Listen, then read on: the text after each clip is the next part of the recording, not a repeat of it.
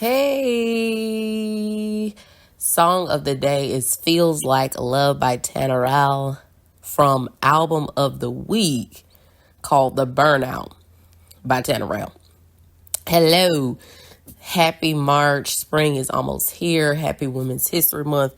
Happy Black Women's History Month. Thank you for choosing the Cotton Candy Clouds podcast, the podcast that loves the movie Sinners. Okay? Thank you for hanging out with me, Fee, on a podcast that's just me yapping and yammering about a smorgasbord of topics with a myriad of theories and perspectives, in addition to my interpretations and opinions. Too much of nothing and a little bit of everything, justifying randomness. This is what the Cotton Candy Clouds podcast is about. Welcome and thank you for tuning in. Speaking of sinners. Okay, so the issue that I have with award ceremonies and voting styles is not that they exist. It's that they're inconsistent. And that in that inconsistency many times lies favoritism, prejudice, and downright envy. Okay? And it seems like this is the way that it functions for reasons that are beyond me and that I can't articulate. And quite frankly, I don't want to think about. Now, I consider myself somewhere between a cinephile and a film buff. Not necessarily a purist of heart, but also not necessarily just watching things to watch them. And I feel like sometimes in the sea of people that are watching film, they just don't get it. And they're not getting it. And it could be the pomp and the circumstance of it all. It could be this is entertainment, full stop, not really seeing the underlining things within entertainment and why entertainment is something within a society. But if you're going to award a film, I feel like it should be a consideration on how the masses interacts with it, plus what it says societally and culturally and politically about whatever the subject matter is, and not just films that put on doing this and incorporating these things, but who really are about it and showing it in that film in that beautiful way with the cinematography and such. Okay. And I just think many times these film awards in general, all the award corporations, because at this point it's a corporation in itself, the award corporation situation, they sell themselves short in that regard. But again, it's the favoritism, the prejudice, the envy, the hatred, etc. All movies, I guess, are not for anyone. Anyways, what I'm trying to tell you is that Sinners should have swept the Oscars. It should have damn near taken every single award. I could have been even okay with them not necessarily getting Best Picture. I know that's a crazy statement, but if they had gotten everything but Best Picture, I might have been okay, I guess. Or if they got everything except for... they should have got everything, is what I'm trying to tell you. But, and Delroy Lindo and Wumi, they should have won for Best Supporting Actor and Actress. Like, what's going on? You know what I'm saying? Were you there? Did y'all like it? But I am happy that, and I shouldn't really say, but I am happy that, but I am happy that Autumn became the first. The cinematography on Sinners was outstanding. No notes, 10/10. And I'm glad that Autumn became the first woman, which is crazy to me because women have the best eyes when it comes to seeing everything wholly. Anyway, we'll get in that later. Maybe another app.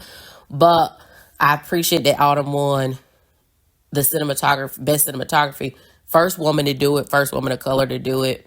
Crazy as this is like the 92nd, 96 Oscars. I'm glad. I mean, I'm gonna be honest with you. If if Michael B. Jordan / Michael C. Jordan, if Michael B. Jordan didn't win for Best Actor, let's just be honest, I feel like that actually would have caused a riot in the streets. That actually might have got people to throw cars in the street. I don't know. I'm just saying, but I'm glad he got that. And I'm glad Ryan Coogler was able to get his award, even though he should have gotten some other things, but he did get Best Original Screenplay because it truly was original. And I'm trying not to make this, a 10-minute rant, but it's just hard because it's like one of the criticisms, quote unquote, because really this isn't a criticism. This is just, again, people having bad eyeballs. No brain processing, no neural pathway. And again, I guess everything is not for everybody, but I just feel like, do people have eyes or they have brains? When we talk about the best original screenplays, like, people kept comparing it to From Dusk Till Dawn, and I'm just thinking to myself, like, it's like, when you really compare them, because I don't think, in a lot of times people don't know what compare and contrast is. They don't come from my generation where you had to put a line on a notebook sheet of paper, and you had to put this two side, like, people didn't really they don't grasp the concept of comparing and contrasting. But anyway, it was one of the best original screenplays of all time, period, point blank. We'll move on. Okay, let's just go ahead and move on. All right, so book of the week, I'm loving this because it's giving me an opportunity to look at different books, check my own bookshelf, which I did this time. I really, really love this book. Okay, so book of the week is Changing the Equation, 50 Plus U.S. Black Women in STEM by Tonya Bolden. This book is so good to me. This book is for like YA, middle school to high school. I just think this is a book that everybody, no matter what the age, should have, no matter who you are, culture, whatever. It's a wonderful book, okay? Award-winning author Tonya, Bolden explores the Black women who have changed the world of STEM, science, technology, engineering, and mathematics in America, including groundbreaking computer scientists, doctors, inventors, physicists, pharmacists, mathematicians, aviators, and many more. This book celebrates over 50 women who have shattered the glass ceiling. I said the ceiling glass. You know what? Hey, poetry. Defied racial discrimination and pioneered in their fields. In these profiles, young readers will find role models, inspirations, and maybe even reasons to be the STEM leaders of tomorrow. These stories help young readers to dream big and stay curious. This book also includes endnotes, a biography, and an index. It's just a great, I love a book where you're reading it and I love a book that's nonfiction where you're reading it and you're finding out things you just did not know. It's not common knowledge, which it should be. These women in STEM, these Black women from the United States of America in STEM that are mentioned in the book should be common knowledge because they were the foremothers of a lot of different things. And it's just so great because even me, someone who tries to deep dive into knowing all, the things that Black women have done throughout society, this one just really had people that I had never even heard or never seen their face, nothing. I'm like, what? So, and it's well done, it's well put together, great synopsis that are ingestible to the common mind. You know what I'm saying? Like, this is just good. Y'all got to get it, okay? Changing the Equations. Of course, I post all links and things that are discussed within the podcast episode on Facebook, Twitter, and Blue Sky, okay? All right, speaking of women in STEM, okay, speaking of women in STEM, this woman is very fascinating to me. Kiara Vigo, okay? The magical, now I don't know this word, Bisus Weaver, Kiara Vigo. Okay, Bisus is Byssus. A thread made from mollusks saliva is extremely rare and has ancient references. I'm reading an article. Again, this will be posted. This sea silk has been named on the Rosetta Stone and was reported to have been found in Pharaoh's tombs. Many have believed Byssus had adorned Moses' altar. Wow. Byssus is mentioned 45 times in the Old Testament. Today, there's only one known person who painstakingly creates this thread and weaves, crochets, or embroiders it into masterpieces. This person is woman Kiara Vigo. Happy Women's History Month. Okay. Her maternal grandmother had taught Kiara, and she has been giving her daughter lessons. Kiara lives on a small island, Sant Antico, in the Mediterranean Sea. This 45 square mile isle sits at the southwest corner of Sardinia, a large island west of Rome. I have wanted to meet Kiara, this is the writer of the article, and observe her craft. Join my husband Chuck and I as we trek to the tiny island of Sant Antico to locate this magical woman. So in there, they talking about this person. Now, here's the thing about this woman, and I'm not going to get into it because she's just, at this point, the article is just using a lot of the time to just talk about her, center herself within the wonder that is Kiara Vigo. But what I wanted to highlight is the fact that Kiara Vigo, she is not teaching anyone this style of getting this weave or because you have, it's a process to create the thread itself. So she's not teaching anyone this. She taught her daughter a little bit, but she's not teaching this to make it a grandiose scale thing, because she knows, and she has said herself, that if she does, the mollusks will deteriorate, and we need those. We not gonna go, again, this is women in STEM, but we not gonna get into why it's important to have mollusks in our seas. But because she's concerned about, first of all, because she's a woman phenomenally, but also because she understands the ecosystems within the sea, and she also understands how capitalism exploits that which is wonderful and beautiful and kind to us and helps us breathe and things. She realized this and was like, nah, I'm not going to sell out. Basically, she's not going to sell out the universe. Ocean. It's that serious. You know what I'm saying? Because we all know that once these people find out how to do something, they will take, we have animals, plants, and different things that are completely non-existent and have been exterminated. This is people as well, by the way. Okay. And so I just love her story because I appreciate someone who has a talent, is the only person in the world who has it, and is like, I don't give a damn. Mind you, they done thrown this woman, of course, much money, much blase with the whoop. She refuses to do it. You have to understand that takes a lot. That takes a lot of integrity. Integrity is a word a lot of people don't know how to spell it, or they don't know, or they don't know what it means, have no, idea what it is. And she does, and I just really appreciate that, because this one woman is basically changing the future in the way that most people don't think of it. And so I just shout out to Kiara Vigo. Happy Women's History Month. And that's Women in STEM. Okay, so last week we talked about, speaking of women, now we going to Black Women's History Month. And it is Women's History Month. Okay, this is March. So speaking of women's history, last week we talked, and also, I'll get into it.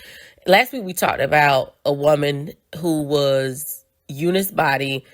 Remember, she was 92. She had just had a birthday, and she was still doing hair. She's a beautician in her 90s in Tennessee. Amazing, wonderful.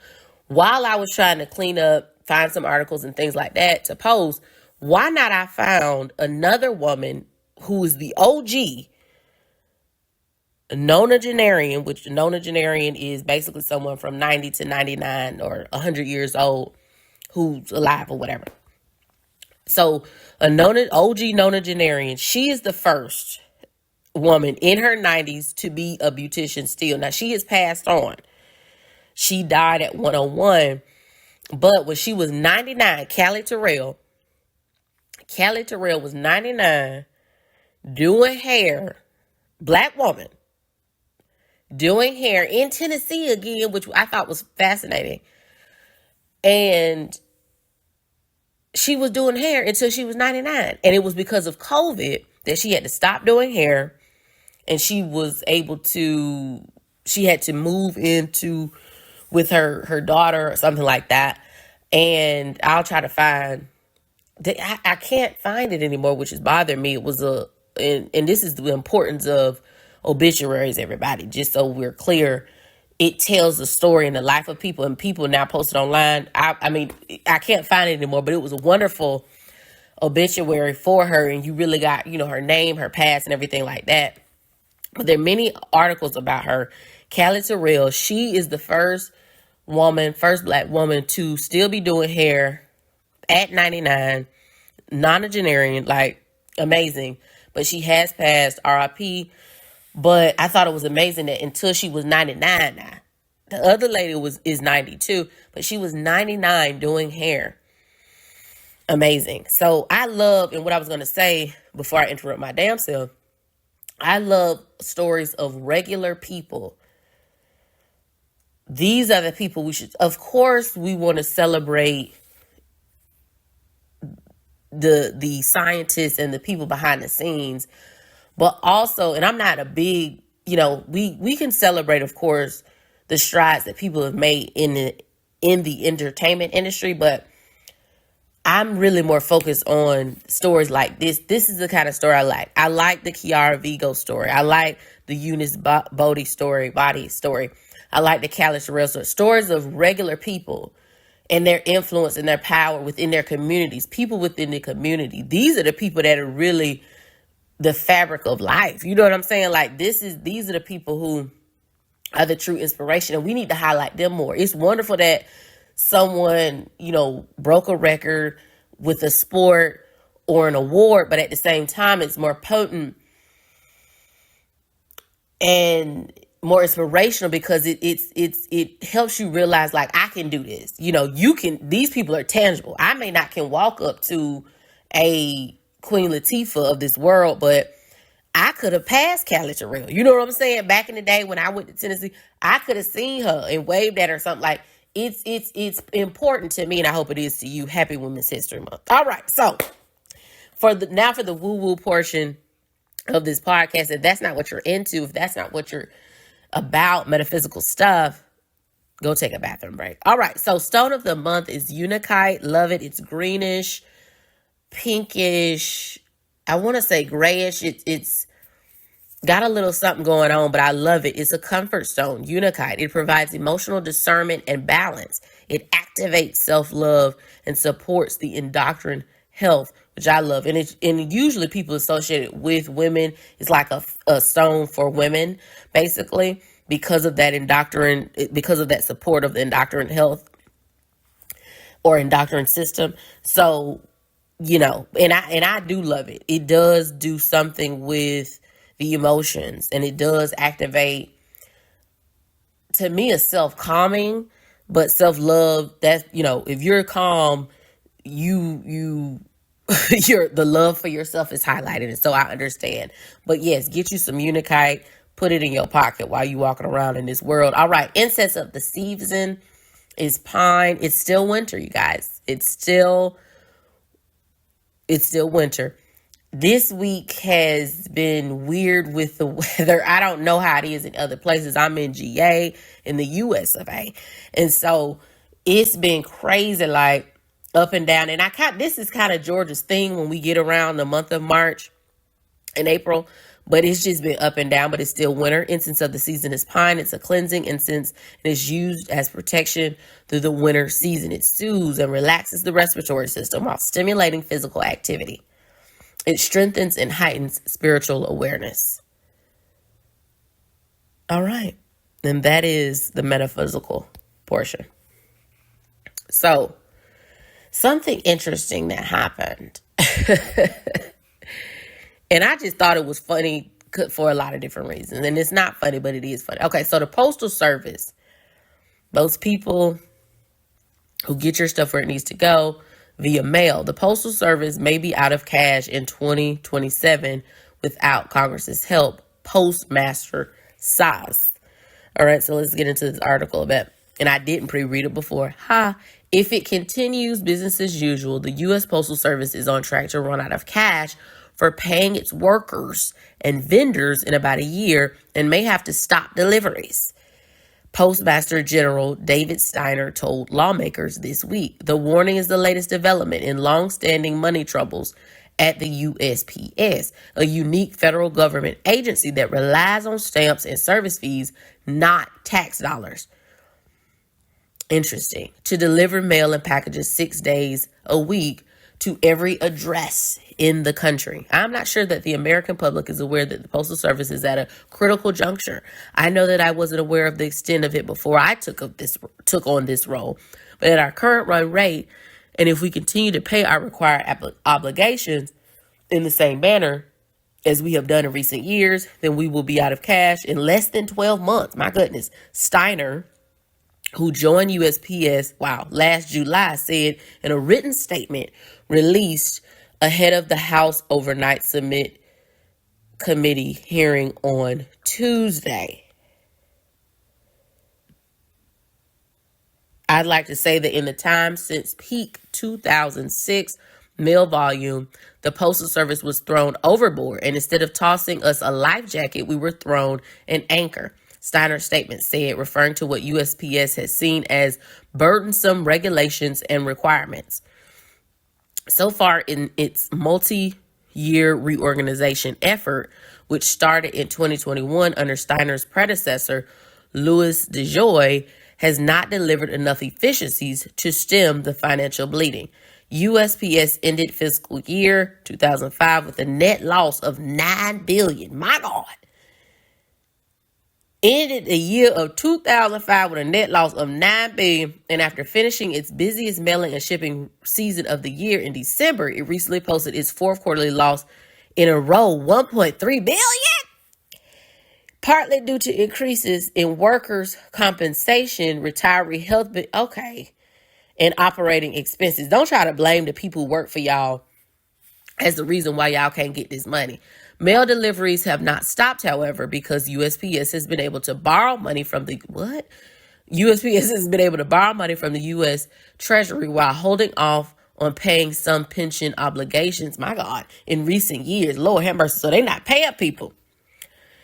And they borrow money from the U.S. Treasury. But USPS can take on no more debt under federal law, which has capped the agency's borrowing at $15 billion. Woo!